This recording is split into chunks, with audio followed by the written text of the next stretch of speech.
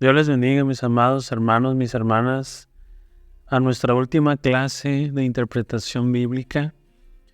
Gracias a Dios porque a través de estas semanas pudimos avanzar, pudimos ver algunos pasos que, si ustedes son estudiantes o están aprendiendo lo que es la interpretación bíblica, pues son pasos muy importantes, ¿no? Que a lo mejor, si ya sabíamos algo, que estas clases simplemente hayan confirmado algunas cosas que ustedes estudiaban, pero si apenas estaban aprendiendo, que todo este proceso que tuvimos de clases, de ejercicios, nos hayan ayudado a hacer un buen trabajo, ¿no?, de interpretación.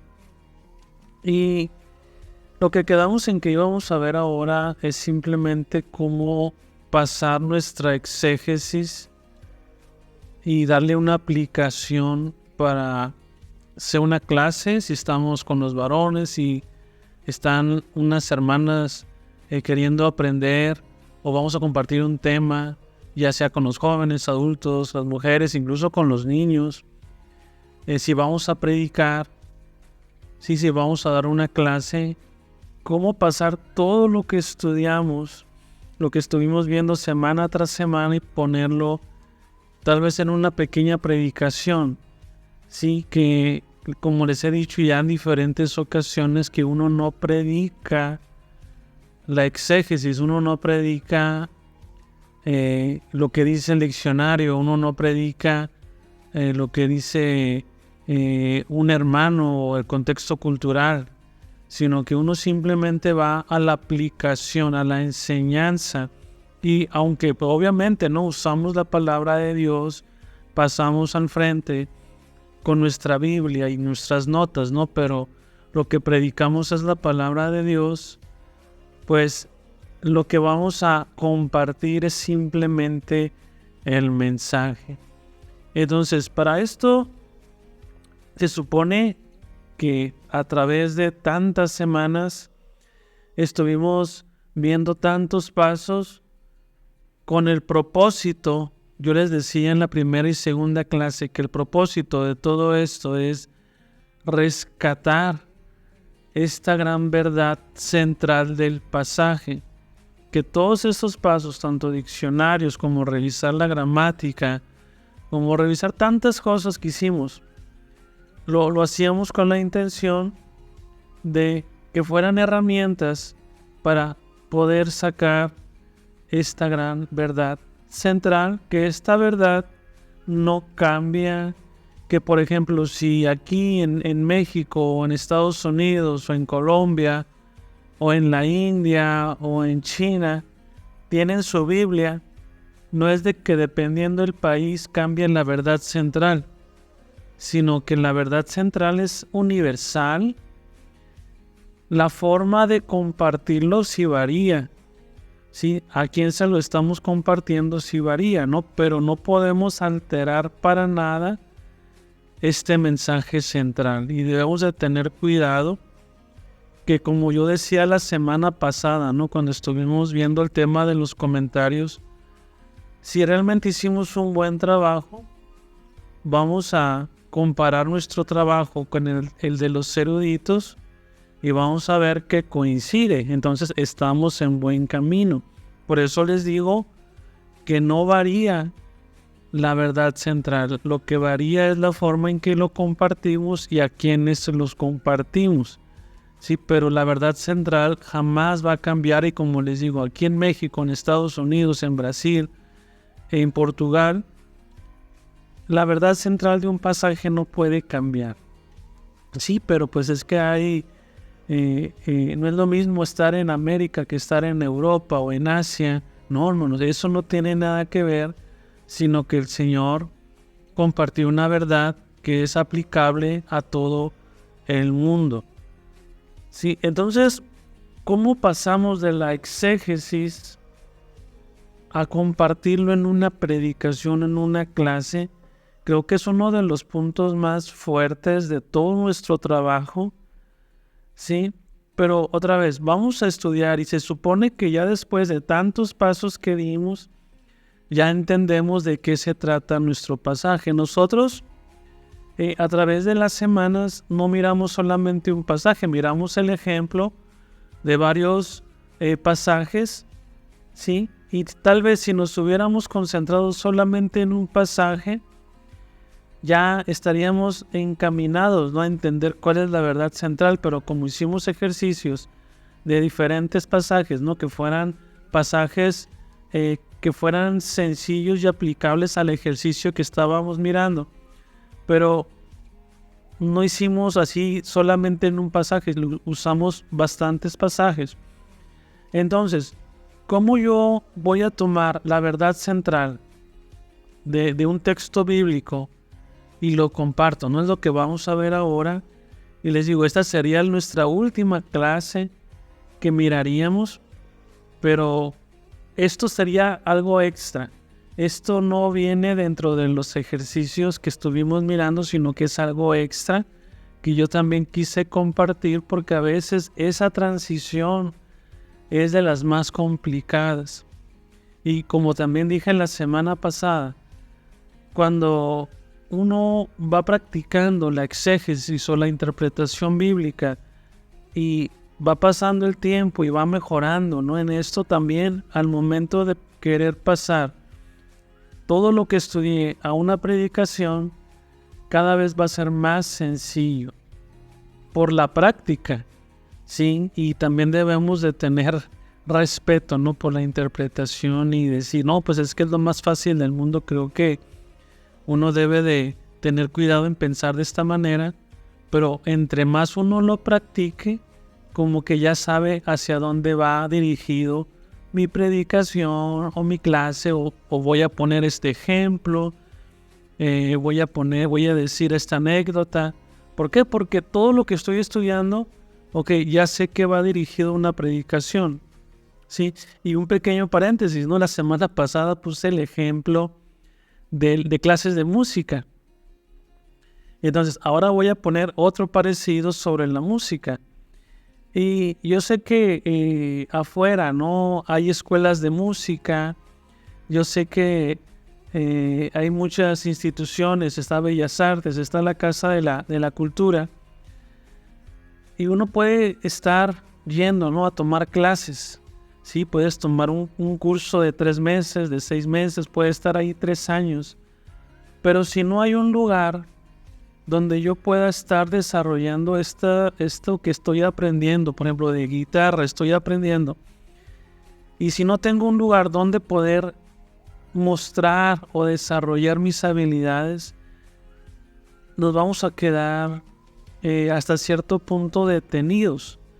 Porque esto es curioso, ¿no? Y hablando de la música, porque cuando una persona de la iglesia, un joven, una señorita que se meten a clases de música en una escuela por fuera, o dentro de la misma iglesia se ofrecen clases de música, obviamente se hacen con el propósito de que si estás aprendiendo, pues ya vas a participar. No es la intención de que participes y al principio te vas a poner nervioso y te vas a equivocar, pero con la práctica pues vas a ir mejorando.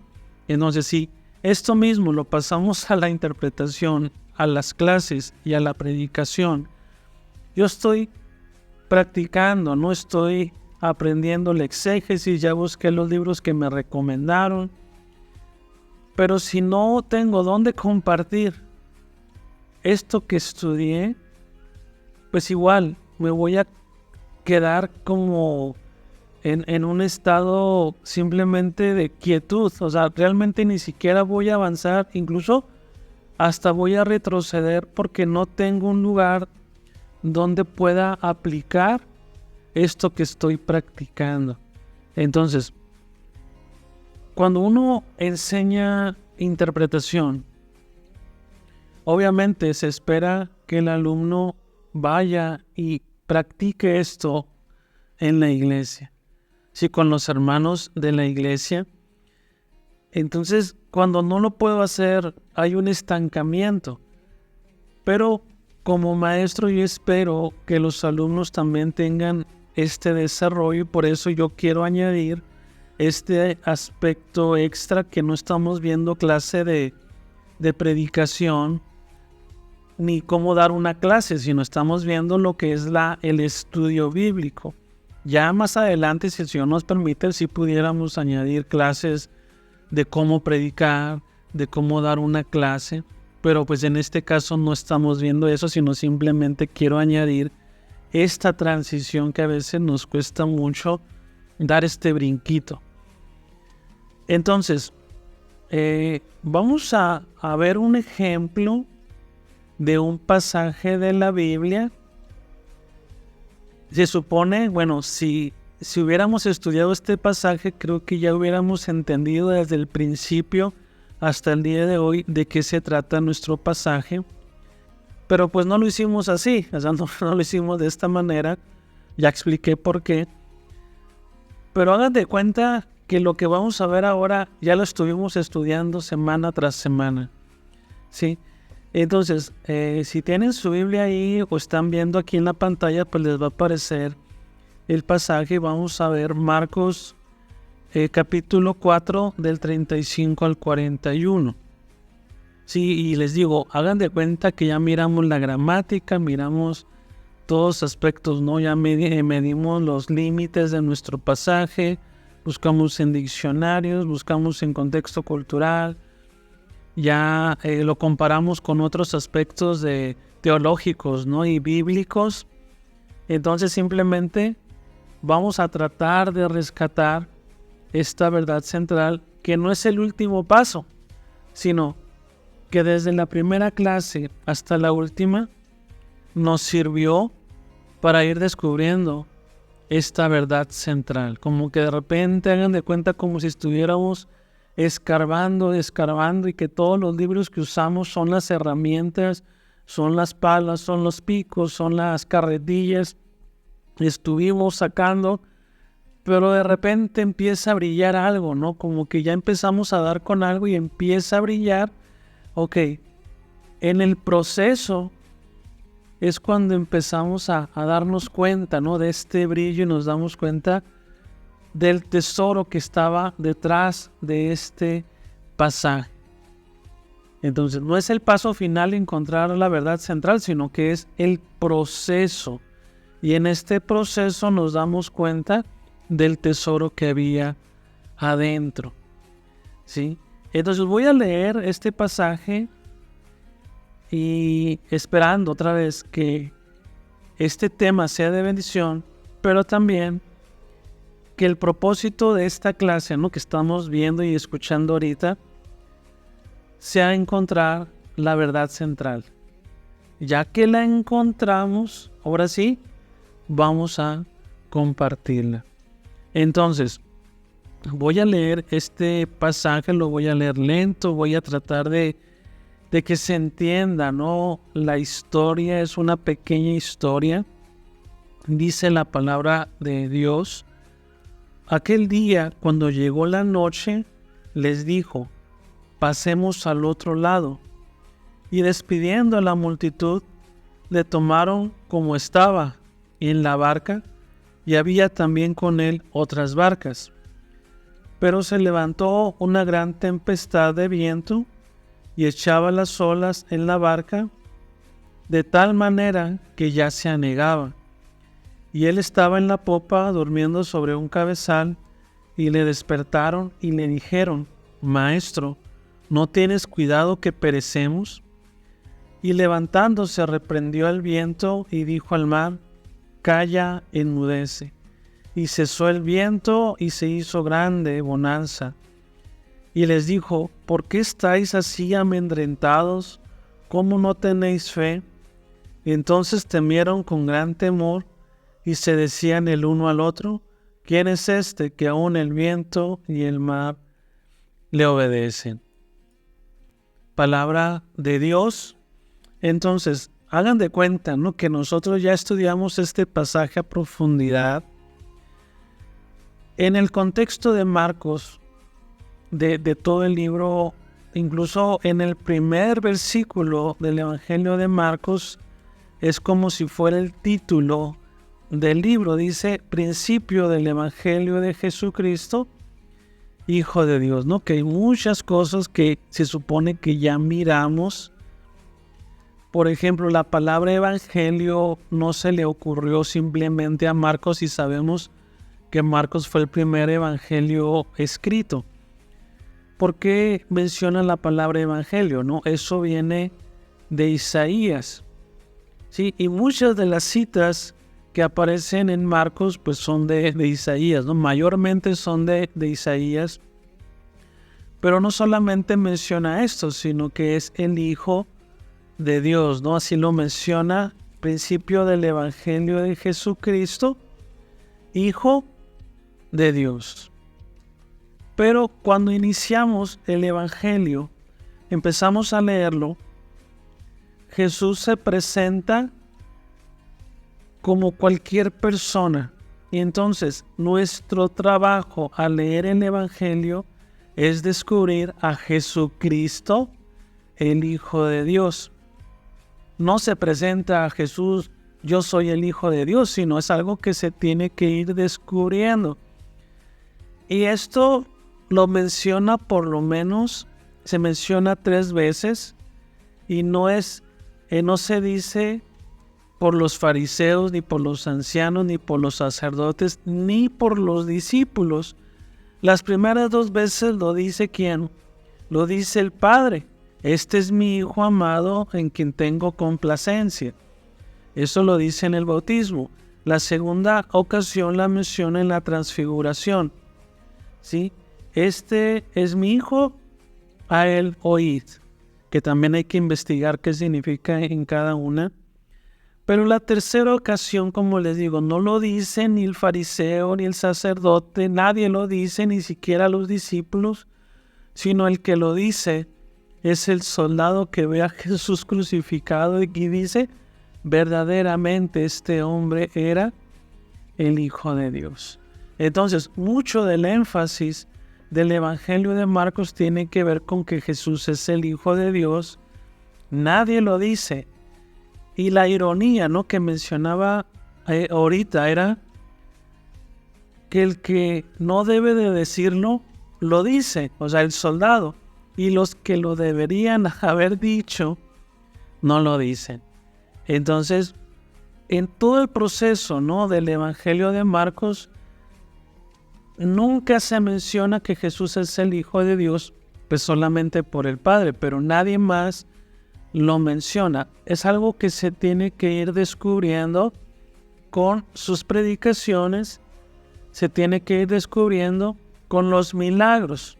Entonces, estamos en una historia donde se presencia un milagro, pero no es una sanidad a una persona, sino que está teniendo autoridad sobre la naturaleza. Y como preguntan al final, ¿quién es este que aún el viento y el mar le obedecen? Sí, una cosa es que expulse demonios, que también preguntan, ¿quién es este que aún los demonios se les someten? Vemos que sana a las personas, que aunque es increíble, vamos a decir que no se compara con el tener autoridad sobre el viento y el mar. Entonces, es el Hijo de Dios mostrando su poder sobre la naturaleza. Pero no solamente se trata de que muestre su poder sobre la naturaleza, sino que en el contexto del Nuevo Testamento, no sobre los discípulos, sobre Jesús, su forma de pensar sobre el mar y los desastres naturales, ¿no?, también, pero sobre todo el mar, esto tiene que ver con aspectos teológicos. Ellos consideraban que toda la maldad venía del mar. Sí, y es curioso, ¿no? Si damos un salto enorme a Apocalipsis, cuando se menciona el cielo nuevo y la tierra nueva, ¿qué dice? Que no había mar. Y no está diciendo que en el cielo nuevo y tierra nueva no va a haber mar, sino que ya no va a existir la maldad. Y así como nos brincamos a Apocalipsis, nos podemos incluso brincar a Génesis, donde Dios mismo crea el mar y crea a los monstruos marinos.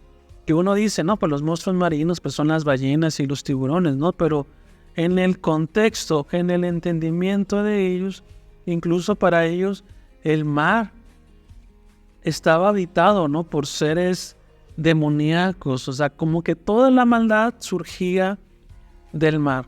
Entonces, si estamos analizando a Jesucristo como Hijo de Dios y le manda al viento y al mar que se detengan, que callen y enmudezcan, y de repente todo se calmó, la pregunta que hacen la gente que estaba con Jesús en las diferentes barcas, ¿no?, pero sobre todo los que estaban con él, ¿quién es este que aún el viento y el mar le obedece? O sea, lo más terrible que estaba dentro del mar, incluso se le somete a Jesús. Y recuerden que Jesús hasta cierto punto está iniciando su ministerio. Entonces él llega, calma el viento y el mar, no solamente como parte de la naturaleza, sino como el aspecto de este concepto, ¿no?, que ellos tienen de que toda la maldad está en el mar, y Jesús detiene el mar. Entonces, esta pregunta no es simplemente que detuvo el mar y el viento, ¿no?, que también sabemos que naturalmente el viento es el que produce todas estas olas, ¿no?, estos desastres en el mar, ¿no?, que es el viento. Pero pues aquí se narra como si fuera el viento y el mar. Pero incluso si damos este brinquito, ¿no?, a la siguiente historia, no solamente tiene el control sobre el mar o sobre la maldad, sino que también vemos que hay un endemoniado que ya se explica, ¿no?, que era horrible, que lo ataban o lo amarraban con cadenas y las rompía. Simplemente al ver a Jesús, se postra delante de él. Y aquí, aunque hay muchas cosas que rescatar del endemoniado gadareno, cuando los demonios piden que, pues, primeramente no quieren salir del hombre, ¿no?, pero cuando salen dice, mándanos a los cerdos. ¿Y qué hacen los cerdos? Se precipitan ¿a dónde? Al mar, casi como si el mar fuera su casa, ¿sí? Y les digo, del endemoniado tienen que salir muchas cosas, ¿no?, que no vamos a ver ahorita porque sería hacer análisis también al endemoniado, ¿no? Pero es curioso, ¿no?, que estos cerdos, o sea, que están poseídos, y no vamos a entrar al tema si un animal, un cerdo puede ser poseído por un demonio, eso no es importante, sino el hecho es que se fueron corriendo y se echaron al mar. Entonces tendrá que ver con este mismo pensamiento que ellos tienen sobre el mar. Y también, ¿no?, pues hablando del endemoniado, ¿no?, que simplemente se postra, que también hay cosas muy curiosas sobre este endemoniado que se postra, porque no están en tierra judía, ¿no?, están en Gadara, ¿no?, ya fuera de las tierras judías. Y lo que ven los que cuidaban los cerdos no era a Jesucristo, el Hijo de Dios, el que cumplió las escrituras de Isaías, sino si ven a este hombre endemoniado que tiene una super fuerza y está gritando y está entre los sepulcros, es un ser al que le tienen miedo, llega Jesús y este demonio se le postra, o sea, como si el demonio le tuviera miedo a Jesús. Yo, como un espectador que yo no sé nada de Jesús, obviamente me daría miedo Jesús, porque si el demonio, que es súper aterrador, le tiene miedo a Jesús, entonces Jesús es más fuerte que él. Pero no lo ven como un libertador, ¿no?, sino como el padre, ¿no?, casi de los demonios. Bueno, y eso es para otra ocasión, ¿no? Pero si regresamos a la historia de cuando Jesús calma la tempestad, vemos que Jesús muestra su poder sobre la naturaleza, pero también sobre la maldad, ¿no?, que es representada por el mar. Y entonces la pregunta que hacen los discípulos obviamente tiene sentido. O sea, ¿quién es este que une el viento y el mar le obedecen? ¿Sí? Ellos ya habían experimentado hasta cierto punto los milagros de Jesús. Ya había expulsado un demonio en una sinagoga, ya había sanado muchos, incluso sanó a la suegra de Pedro. Entonces ya habían hasta cierto punto experimentado. Pero cuando están en la barca y que Jesús está dormido, vemos que Él tiene el completo control sobre la situación. Que Él tiene el poder sobre todas las cosas, incluso sobre el mar. Y otra vez, no solamente hablando del aspecto de la naturaleza, sino hablando de la misma maldad que curiosamente habla del mar, y en la siguiente historia habla de un endemoniado. Y más adelante se menciona que revive a una niña que pues, obviamente no, pues estaba muerta, ¿no? La revive, ¿no? Que eso también ya lo hemos analizado en la iglesia. Pero entonces, ya después de todo esto, ¿no?, que estuvimos investigando, que incluso cuando le preguntan en el 38, ¿no tienes cuidado que perecemos, así como salvaste a muchos? O sea, ¿por qué no tienes cuidado de nosotros y estás durmiendo? Como si a Jesús no le importara que el barco estuviera todo lo que daba. Pero vemos que el Señor tiene un completo control incluso sobre la maldad, incluso sobre la naturaleza.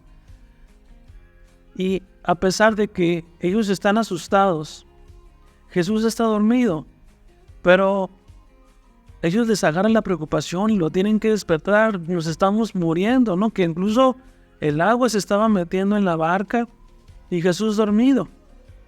Que también eso indicaría que estaba muy cansado, ¿no? Pues para que estuviera moviéndose y que se estuviera mojando y todo el ajetreo, y él ni siquiera despertarse, pues también indica que estaba bien cansado.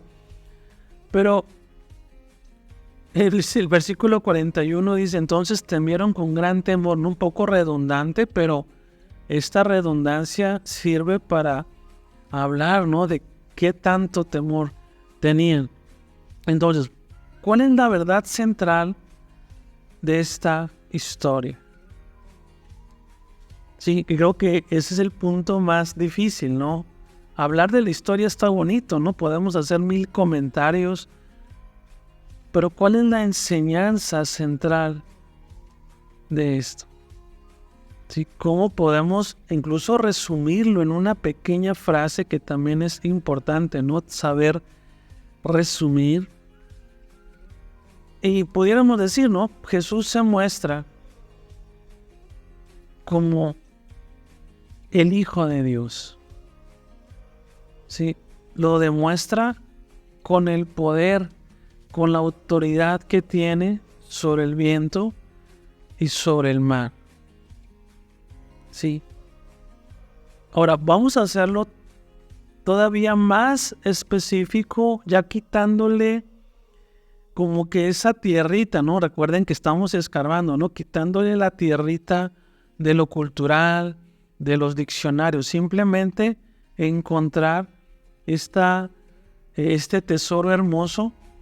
¿Y cómo podemos resumirlo? Ya quitándole a los discípulos, quitándole a los fariseos, quitándole aquellos tiempos. O sea, ¿cómo podemos resumir esta verdad central? Ahorita decía que Jesús se presenta como el Hijo de Dios y tiene el poder sobre todas las cosas. A lo mejor es un resumen un poquito amplio, ¿no? Pero tal vez sería una forma, ¿no?, de resumir esto. Jesús muestra su poder como Hijo de Dios. Sí, un poquito más concreto. Entonces, ya vamos a dejar atrás a los discípulos, vamos a dejar atrás a los fariseos, vamos a dejar atrás al endemoniado, la barca. Ya por fin encontramos esta verdad central. Ahora, esta verdad central de que Jesús, como Hijo de Dios, muestra su poder sobre todas las cosas, ¿cómo la podemos compartir en una predicación? ¿Cómo la podemos compartir en una clase? Y digo, todo lo que hicimos en los diccionarios, en los comentarios, en el griego, en la gramática, todo esto nos ayudó para encontrar esta verdad. Ahora, ya que tenemos el tesoro que estuvimos buscando y escarbando para poder encontrar, ya por fin lo encontramos. Ahora, esta verdad central la tengo que compartir. Y es Jesucristo, Hijo de Dios, muestra su poder. ¿Cómo podemos compartir esta verdad central a mi iglesia, a mi grupo de jóvenes, al grupo de mujeres, al grupo de varones, en una conferencia, en la predicación del domingo? ¿Cómo puedo compartir que Jesús es, como Hijo de Dios, tiene el poder sobre todas las cosas? Creo que ya con este pequeño título, creo que es un poquito más sencillo. ¿Por qué? Porque incluso nosotros podemos poner ejemplos propios de cómo el Señor tiene el poder sobre todas las cosas. Podemos decir, no, pues cuando yo estaba hace algunos años viviendo una experiencia difícil, vemos que el Señor me mostró que Él tiene el poder sobre todo, a pesar de que las circunstancias estaban mal. El Señor Jesús me mostró su poder y eso me hizo confiar, me hizo descansar. Y ya no simplemente, ¿no?, para seguir dudando, ¿no?, sino que esta experiencia que yo tuve me hizo confiar plenamente en el Señor y nunca más volver a tener dudas de que el Señor tiene el poder sobre todas las cosas. Y ya podemos ir platicando, ¿no? Podemos ir compartiendo, ya no del Jesús y de los fariseos y los discípulos, ¿no?, sino la verdad central. Por eso vamos a quitarle la tierrita, ¿no?, a nuestro tesoro, y esta verdad central la vamos a compartir a la iglesia. Sí, dejando atrás los discípulos fariseos, ¿no? Ya lo dije varias veces, ¿no? Pero esto lo vamos a compartir. ¿Sí? Y es algo que dentro de estos versículos estuvimos escarbando y sacamos. Ok, esto es lo que el Señor quiso decir en este pasaje. Ok, ahora yo lo voy a compartir. ¿Sí? Y ya uno puede ir desarrollando esto, ¿no? Pero otra vez, si yo no hubiera hecho los ejercicios que me correspondían, hubiera llegado a la conclusión a la que llegué.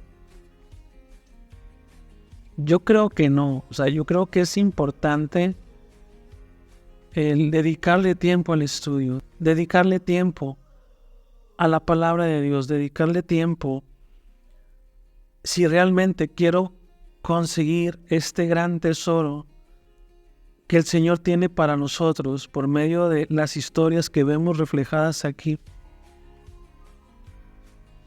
Yo tengo que dedicarle tiempo, sentarme, tomar libros. No sé si recuerdan la primera clase que tuvimos, que yo les presenté una montaña de libros que son necesarios, que cada semana que estuvimos pasando les iba mostrando diferentes libros. Algunas veces eran muchos libros, en otras semanas eran pocos, pero pues al final eran una montaña, ¿no?, de libros que necesitamos para poder llegar a esta conclusión.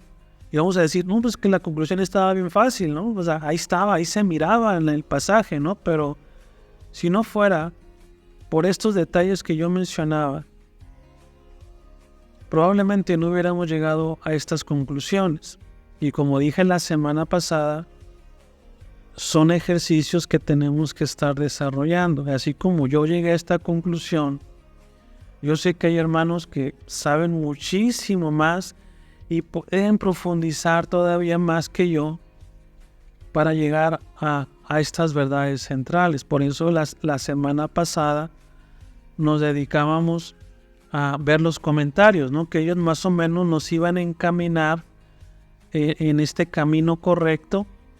Si no lo hacemos de esta manera, es cuando llegamos a malas interpretaciones. Simplemente leemos por encimita y pensamos que dice una cosa, pero cuando ya entendemos la profundidad que hay detrás de los pasajes y podemos sacar conclusiones increíbles, ¿no?, de nuestro Dios. Y lo curioso, ¿no?, que al momento de compartirlo, lo compartimos de la manera más sencilla posible. O sea, que casi los hermanos, no, pues estaba bien fácil, ¿no? Pero otra vez, uno no tiene que darles lo que dice el diccionario, uno no tiene que darles lo que decía la gramática, como la mamá de los pollitos, que a ella le tocaba masticar, ¿no?, la comida y sacarla y dárselas masticada para que ellos pudieran comer. Así es nuestro trabajo, ¿no? Meternos y profundizar en estos temas para presentarlo de la manera ya masticada, ¿no?, ya trabajada, de una manera que ellos puedan entenderlo de la mejor manera.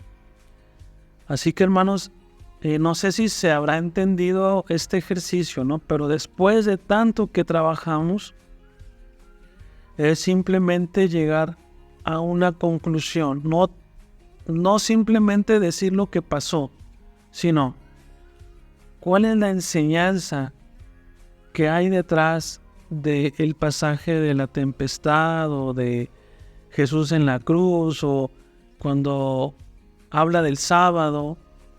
¿Qué hay detrás de eso? O sea, ¿cuál es la enseñanza para nuestro tiempo? Estábamos hablando, ¿no?, de cómo Jesús, siendo hijo de Dios, muestra su poder.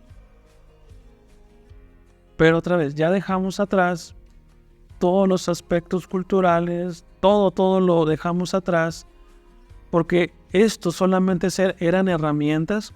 Entonces, ya que encontramos el tesoro, pues ya las herramientas las dejamos atrás, ¿no? Porque lo que nos importaba era el tesoro. Entonces, ya tengo el tesoro.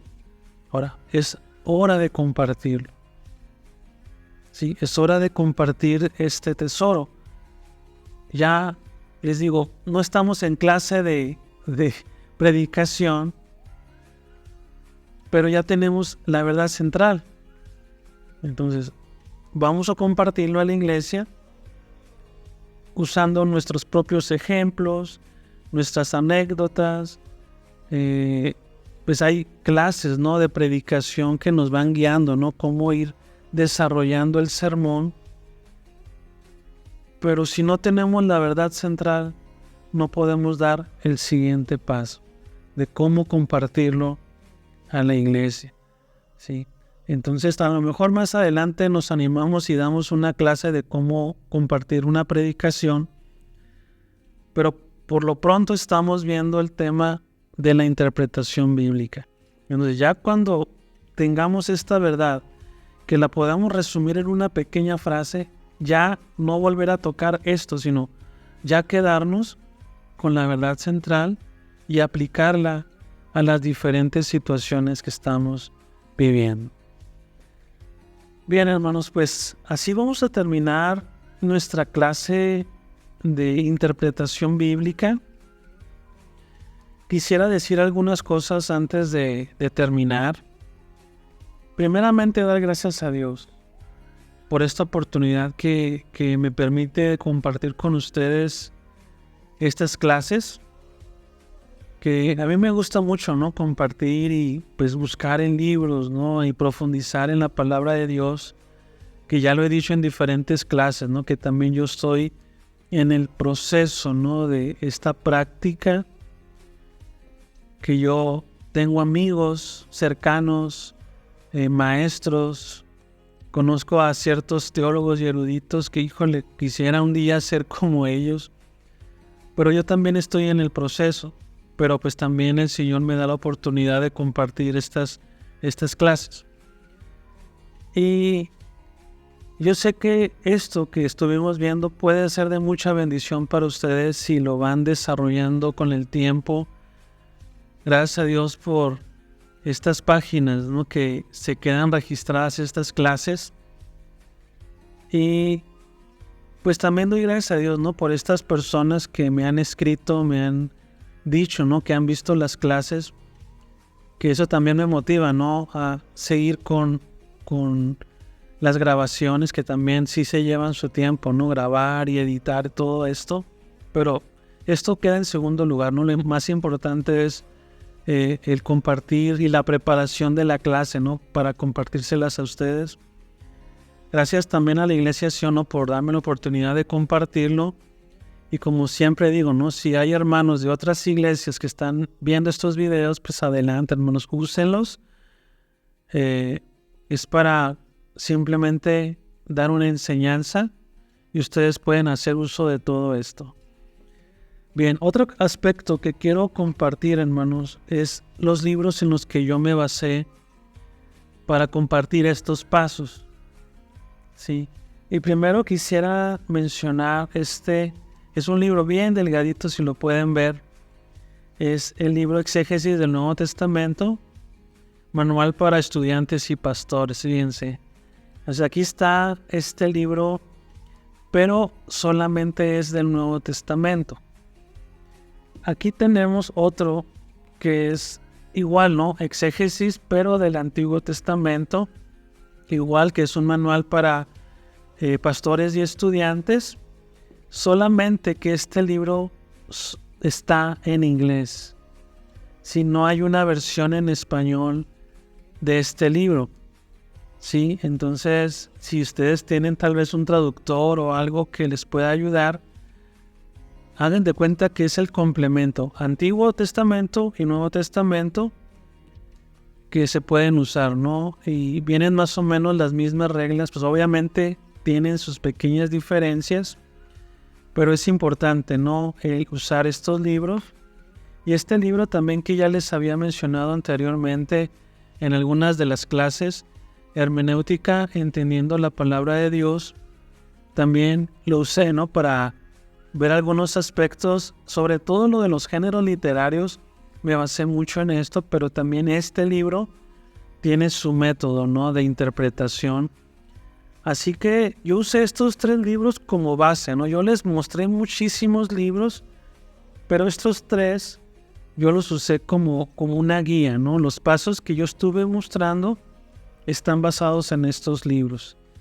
Así que si ustedes pues pueden comprarlos, pueden verlos en internet, están disponibles, son muy muy solicitados, así que yo se los recomiendo también. Aparte de solicitados, son muy recomendados y pues pueden hacer uso, ¿no?, de estos libros, que son grandes tesoros. Yo creo que teniendo estos 3 libros ya uno puede comenzar, ¿no?, con la interpretación, ¿no?, porque nos van guiando paso a paso. Sí, hermanos. Y pues una tercera cosa, hermanos, ya para terminar, estas clases yo se las quiero dedicar a mi papá.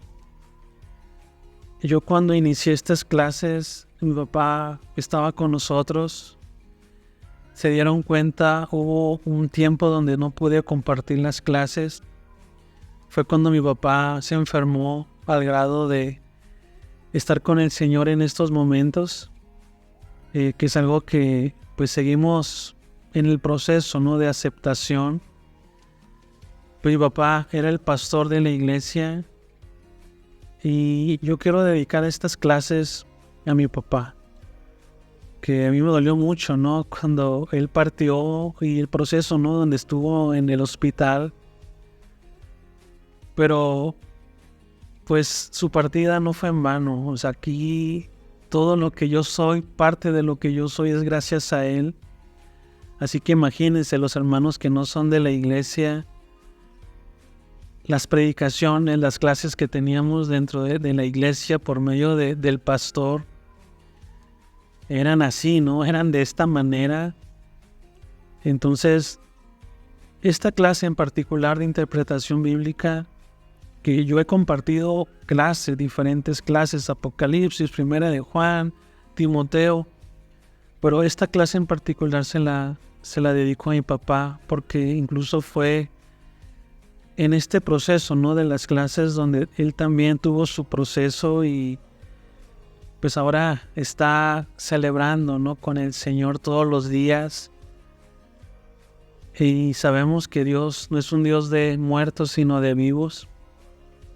Y Él está disfrutando, sí, en estos momentos. Y le quiero dedicar estas clases a mi papá y que él también me inspiró mucho, ¿no?, en el estudio bíblico. Y pues gracias a Dios, ¿no?, por su vida, por su testimonio, porque fue un padre increíble, un pastor increíble, un ejemplo a seguir. Y parte de lo que yo soy, como les decía ahorita, pues es gracias a él. ¿Sí? Entonces, hermanos, vamos a terminar de esta manera y que el Señor nos bendiga grandemente.